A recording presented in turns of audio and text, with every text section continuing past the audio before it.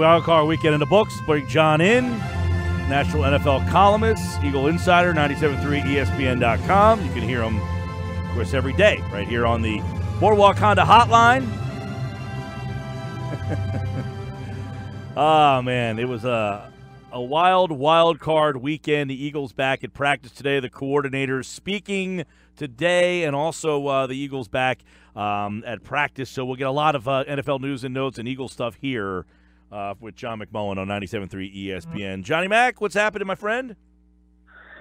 The game this week, it's playoff week in Philadelphia. Yeah, big game. Now, I asked the listeners as they were watching that game, as you're watching Rams and Falcons, are you hoping the Falcons win, rather play the Saints, rather play the Panthers, or don't really care? 60% said they were hoping the Falcons won. So will they be happy with – are they happy with that decision after watching the weekend?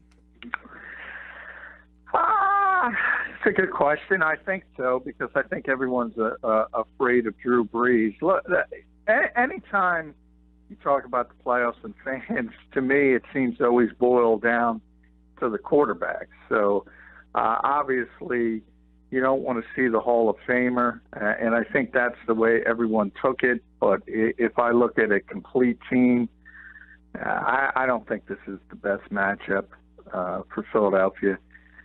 You have Matt Ryan, you have the experience of going to a Super Bowl last season. They're playing with a lot of confidence. I picked them to beat the Rams. No, I would have rather seen Carolina because of the lack of explosiveness on offense at the wide receiver position. Other than that, it was always going to be a difficult matchup. If you're talking about a playoff game in the divisional round, generally you're going to face a good opponent. That's how it works. And both are good opponents, Falcons and Saints. You ask me who's more dangerous, I would say it's the Falcons, despite the lower seed. What you see from Atlanta, I think the experience showed. This was a team that had been there. I thought McVay, who's been great, did not have a great day. No, it's part of it. Obviously, first-year head coach, second-year quarterback who struggled in his rookie season, made the big step forward. In a lot of ways, that's what I expected to see. I told you in the past on the show, I don't think the way the Rams run their offense can work long-term in this league. I firmly believe that. I think that kind of showed up. I think when you have smart defensive minds, you saw it earlier when they went to Minnesota. You saw it with Dan Quinn. You can't call plays at the line of scrimmage when the cutoff point is 15 seconds, the head coach in the ear, because defenses are going to be smart enough to just wait and not show their hand until after the cutoff point. I think from this point forward, more and more people in this league will get that, and it will become more difficult unless Sean McVay gets Jared Goff up to speed and lets him do some things by himself at the line of scrimmage.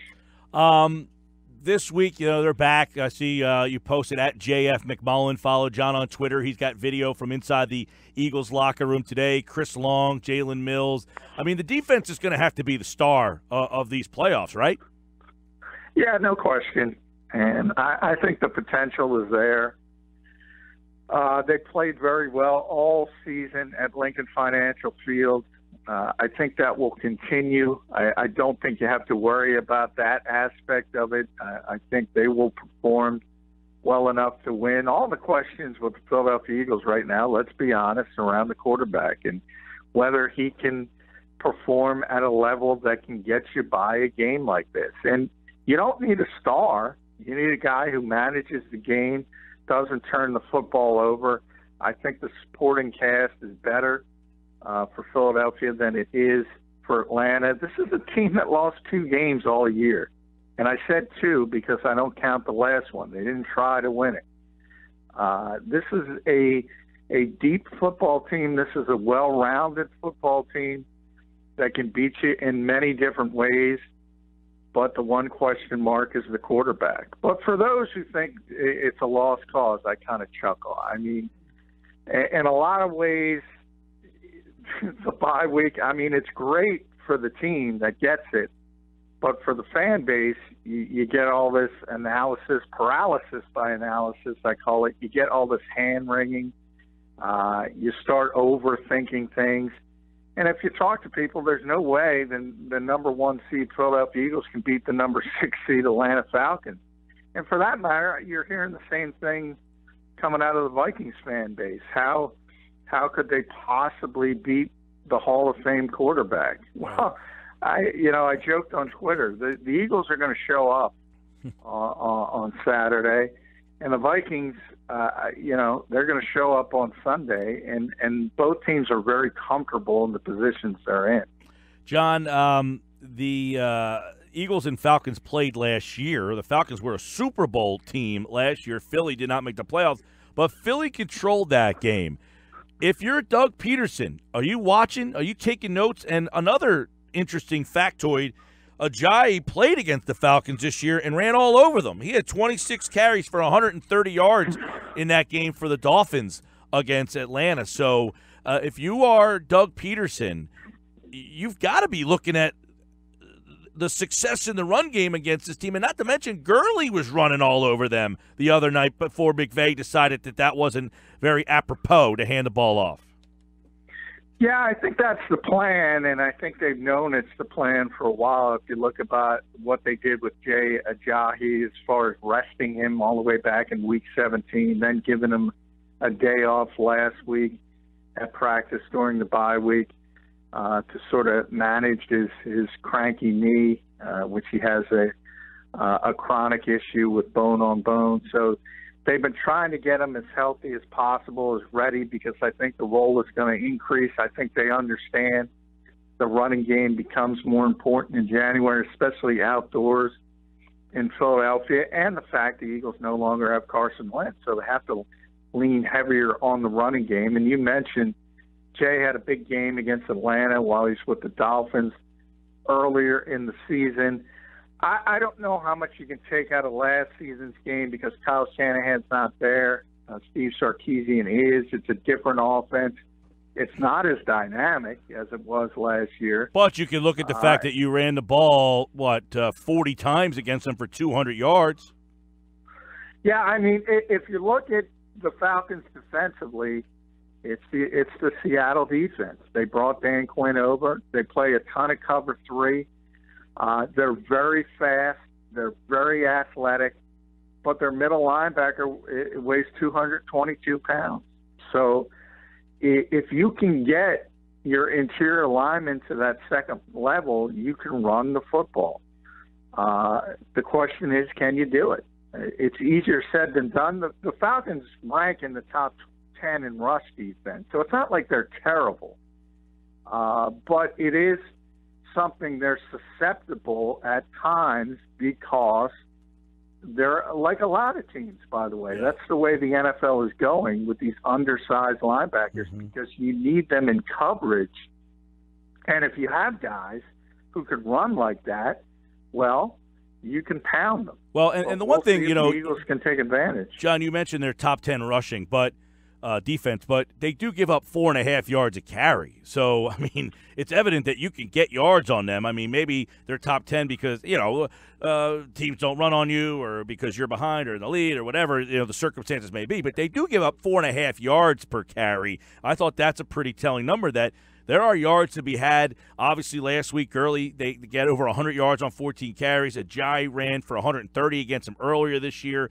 We talked about the Eagles last year. So it appears that the matchup in that vein is pretty solid for you. Yeah, I mean, that is what you're sort of looking at it from a game plan perspective. You're right. They're 16th in yards per run. So they fall middle of the pack, dead middle of the pack in that category. So it is something, if you look at the fact that Nick Foles is not going to be able to push the football down the field, especially, as I said, against a cover 3, that's just not going to happen. It's just not. So you have to look at what else you can take advantage of. and the running game is part of it. But as I constantly point out, and I mean, this has been a narrative in Philadelphia since Andy Reid. The Eagles don't like to run the football. The realization is the NFL doesn't like to run the football. It's a passing league. That's the way this league is now. So it depends upon the personality of the game.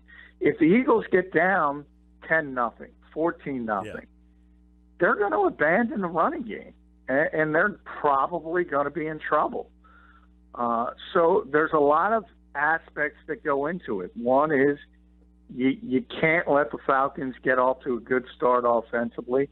And if you're playing from the lead, yes, I expect them to run the football and run it consistent. John McMullen, 97.3 ESPN.com at JF McMullen. Eagles and Falcons. You can hear all the action right here on 97.3 ESPN. John, obviously, Foles was a big, Frank Reich met with the media today, and there was a lot of talk about, hey, you guys looked over his tape from a couple of years ago, and he's had a week off. What was the focus of what they worked on with Foles during that bye week? Well, they want him to stay aggressive, and they don't want him to lose his confidence. And I don't know if that's possible, considering the way he's played over his last 5 quarters. He obviously the Oakland game, and then he only played about 4 series against Dallas in the meaningless Week 17 game. But they were all bad. I mean, there's no other way to sugarcoat it. I think the hope in that building is it was the weather. I think part of it certainly was the weather, because you can look at the other side of the football in those games, and Derek Carr struggled. Dak Prescott struggled. It's difficult to play in that type of environment. And the weather forecast is pretty good for Saturday. It's going to be in the 50s at this stage. It is scheduled to get colder as kickoff nears, but it's not going to be extreme. And that's what Frank Reich said. When you're game planning, if the weather's going to be extreme, and it was against both the Raiders and the Cowboys, it becomes an issue. If it's not extreme, you might think on paper a really cold environment would be advantageous to the Eagles against an indoor team like the Falcons. I don't think it is. We've seen Nick Foles in the cold. He can't play in the cold. Simply can't. So I think it's important, and it's actually a break for the Eagles, believe it or not, that it is going to be pretty manageable weather-wise. Another thing, when you look at the defensive side of the ball here, last year they played, now you mentioned the difference coordinators, but they did not do a very good job against Julio Jones. Even though they kept the Falcons' offense intact, they did a good job against Matt Ryan. Ryan did not play well in the game, and they struggled on third down mightily there. So I know different coordinator, but do you look at the Eagle defense as a good matchup against Julio Jones, Freeman, and Matt Ryan? No, but I think it's okay. I don't think anybody matches up all that well with Atlanta when you look at them on paper. As far as what they have, they have the former MVP, actually the current MVP still at quarterback. They have 2 really good running backs. They have 2 really good receivers, one a superstar receiver. It's tough when you have that many weapons. The good part is Kyle Shanahan isn't there, and they haven't been able to take advantage as much of those weapons this season as last season. So I don't think they're as good offensively. Matt Ryan has a history. Obviously, he's an Exton native. He went to high school around here. He's always performed poorly at Lincoln Financial Field. So you hope that continues. And if it does, the Eagles have a very good chance to win this football game. If the Super Bowl Falcons show up and all of a sudden, for whatever reason, they start clicking offensively, it's going to be difficult to match up, even though the Eagles have a lot of talent. But I would say that about just about any defense. Yeah. Maybe with the exception of Jacksonville and Minnesota. Let's look at some of the NFL news and notes matchups real quick. John McMullen, 97.3 ESPN.com. New Bears coach is Matt Nagy, who was the Chiefs' offensive coordinator. So the Bears, that means DeFilippo's not getting that job. And Nagy, of course, I don't know. Does he call the play? How does that work in Kansas City? Do they share that, or is he getting the – because Andy's getting the blame here for that monumental collapse. But does he – Yeah, he did call the plays down the stretch of the season, very similar to when he gave it to Doug Peterson with the Chiefs as well. And it's interesting, yeah, because they're coming off that horrible playoff loss, and yet Andy Reid has another branch to his tree. It just tells you how well respected he is in this league. People don't seem to understand it. The fact that so many come off his staff and they want that type of preparation and that type of coaching kind of tells you all you need to know about Andy Reid. But it is what it is, and he lost another huge playoff lead against an inferior opponent at home. You know, if you go back to the first one, Mike, Andrew Luck was unconscious. You can almost forgive that because he was an elite level player. He's obviously had the injuries since then. But at that point, he was playing at such a high level. He was the kind of quarterback that can put up those kind of numbers. This was the Tennessee Titans with Marcus Mariota on the road. This is as bad as a playoff loss as you're going to see. Yeah, that was a bad loss there by the Chiefs, who, of course, get eliminated. The officiating in that game, brutal. Yeah, it was. Yeah, there's no defending it. I mean, the forward progress play, I think that's the one that will live in infamy, certainly in Kansas City, because that probably wins the game for him. And that was just a horrible non-call and explanation. Any way you want to it's just not good. And it's interesting that Jeff Triplett is reportedly going to retire. How he got a playoff game, I'll never understand. Well, from what I read, he has not had a playoff game in a couple of years because he had not graded out well or not. Years. Right, yeah. He had not graded out well or not, and that there was the word had gotten out he was going to retire. They almost threw him a bone here. Yeah, I don't know, because they're not above board. I think that's another way the NFL needs to address things and be more open with how they grade officials, because the current system is just not working. And this nonsense that only the best officials get playoff games, that's not true. There's so many caveats. For instance, you can be the best graded official, but you can't referee the Super Bowl 2 consecutive seasons. So by that definition, well, you're not having the best officials. Right. If you're putting contingencies on it. First-year officials cannot have playoff games. Well, it's conceivable that a first-year official can do a better job than Jeff Triplett, but he can't be in a playoff game because that's a contingency. Right. So the nonsense of we have the best officials out there, that's complete. So Tennessee advanced Saturday night. We talked about the Falcons beating the Rams, the Sunday games. Jacksonville Buffalo set the league back 50 years. Well, not defensively. That Jacksonville defense is good. I mean, I know it's the Buffalo Bills. I thought not only – I mean, there was terrible coaching from Buffalo's standpoint on top of the fact that they have some issues from an offensive standpoint and a talent perspective, especially going against that defense. But from early in the game, I think they had a 4th and 2 from the 48. You have to understand your situation and the fact that you're the Buffalo Bills. You're facing the Jacksonville Jaguars, who might have the best defense in this league.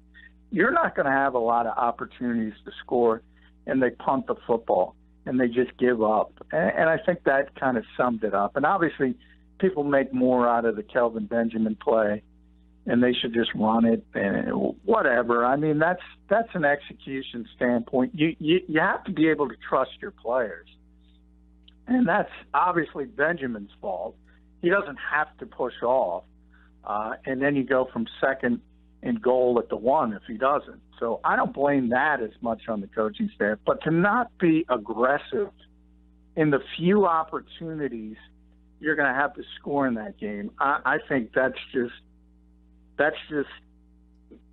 egregiously bad coaching. You can't come up with an adjective enough to describe it. So Jacksonville will move on to play Pittsburgh. They beat them up pretty good in the first time they met during the regular season. And then the final game yesterday had a good one between the Saints and Carolina. I mean, you could make the argument that Carolina should have won that game. Well, they should have. They should have because of Sean Payton's idiocy. And that's another situation where – and I got into it on Twitter with a bunch of fans and analytics people say, no, that was the right move to go for. No, it wasn't. And because in their mind, the 4th and 2 I just described is the same, and all 4th and 2s are created equal. That's not the case. You have to understand where you are in the football game. What's the strength of the Carolina Panthers? It's their front 7. That's number 1. What's their weakness? The wide receiver position. They have nothing at the wide receiver position. At that point, what you do is you pin them back and you make them go 90 yards to win the football game. If they do that, you tip your cap and you say, great job.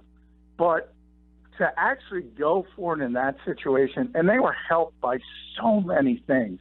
The fact that Mike Adams, a veteran player, took the interception instead of knocking it down. So that hurt the field position. And then later you had obviously the grounding call, which was very, very iffy.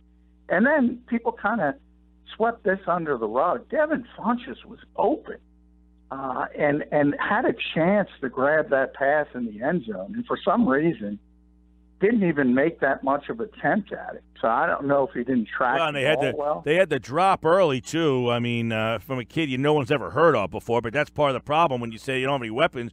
You're going with unproven guys in playoff situations. Here's the one thing I'll say. And by the way, Rivera was upset about the grounding call. He really thought he got hosed there, right? Yeah, and he didn't get an explanation. I mean, it was borderline whether he was out of the pocket. There's no question he got the football to the line of scrimmage. So the only question is, was he in the pocket or out of the pocket? And I think when he threw the ball, I think if you look at it, he was in the pocket and his arm was out of the pocket. That's how close it was. Yeah, Generally, if you're a superstar player, you're going to get that call, or in this case, it would have been a non-call.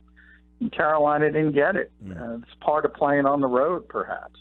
And then, the one thing I'll say about the 4th down, I agree. The percentages, to me, I kick it away.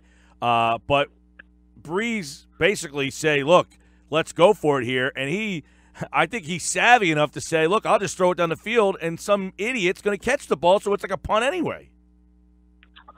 Well, yeah, I mean, I think they got 16 yards in field position, so it wasn't like he threw it up as a punt. The question is, if that's a rookie corner or a rookie safety, second-year guy, that was Mike Adams. Mm-hmm. Mike Adams has been around forever. Well, then they wanted to look at that, whether or not he even had possession of that ball. Yeah, and they look at all turnovers, so they looked at it. But they looked at it really, really quickly. I thought it deserved more time.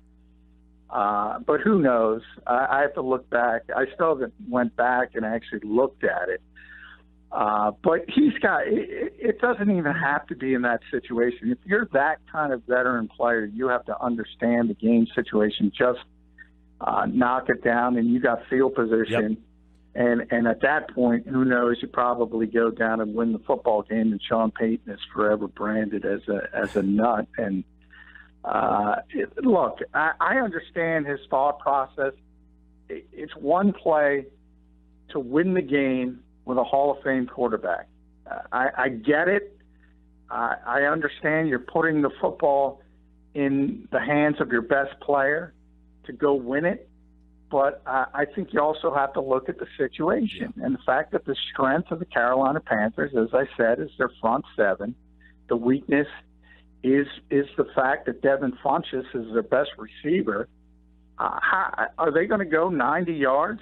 Do you have that little confidence in your punter? Do you have that little confidence in your defense? His defense has proven they're better than they have been. I just didn't understand the decision-making. All right, that's the weekend that was. Tennessee wins, Atlanta wins, Jacksonville wins, Saints win. And we'll have all of the matchups this week. We'll be breaking them down right here on the Sports Bash Live 97.3 ESPN. Thanks, John. Thanks, Mike.